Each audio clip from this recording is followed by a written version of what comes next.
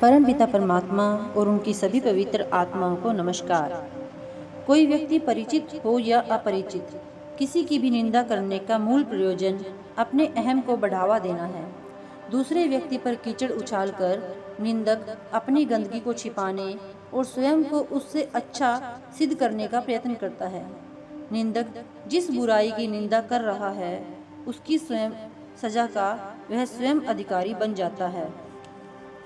कोई व्यक्ति थोड़ा सा भी जहर खा ले तो उसके प्राण तुरंत निकल जाते हैं और उसकी वर्षों से लाड़ प्यार से पाली हुई देह एकदम मुरझा जाती है। रुई की करोड़ों गांठों में आग की छोटी सी चिंगारी आ गिरे तो उन्हें जलाकर राख का ढेर करते उसे देर नहीं लगती।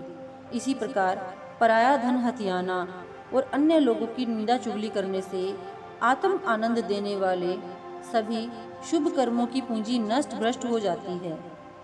गुरु अर्जुन साहिब ने लिखा था, हमारा जीवन हमें कर्म बोने के लिए मिले खेत के समान है। इसमें जिस प्रकार का बीज बोया जाता है उसी प्रकार की फसल पैदा होती है। जो अनोखे दृश्य हम अपने सपनों में देखते हैं वे केवल थोड़ी देर के लिए होते हैं। स्वप्न में ही जो देख लिया सो देख लिया, दोबारा जागृत अवस्था में वे दिखाई नहीं देते।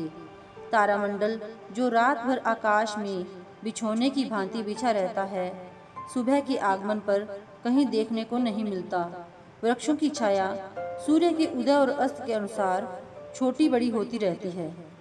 बिजली एक क्षण चमकती है और फिर दूसरे क्षण लोप हो जाती है। किसी त्योहार के समय किसी विशेष तीर्थ की यात्रा करने जितने लोग जाते हैं, साधारण दिनों में उनका 10वां या 20वां भाग भी वहाँ नहीं रहता। इसी प्रकार न माया कभी किसी की अपनी बनी है और न परिवार के सदस्य अपने बने हैं। और तो और अपना शरीर भी अंत समय साथ छोड़ देता है। इन सब का प्यार अविश्वसनीय कपटपूर्ण होता है।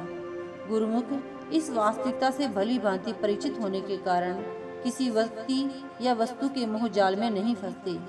वे अपनी सूरत को निरंतर शब्द में जोड़े रखते हैं। न शरीर से अत्यधिक मोह करने में कोई दुख है, न इसकी सुंदरता या पुष्टता के लिए अकड़ने में।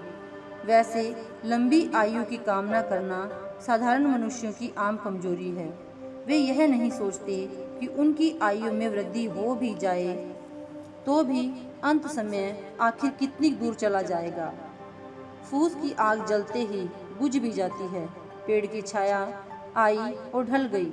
इसी प्रकार मनुष्य शरीर को खत्म होते देर नहीं लगती। इस कच्चे घड़े से समय की बाढ़ का मुकाबला नहीं किया जा सकता। पानी का बुलबुला या ओला देखते ही देखते नष्ट हो जाता है।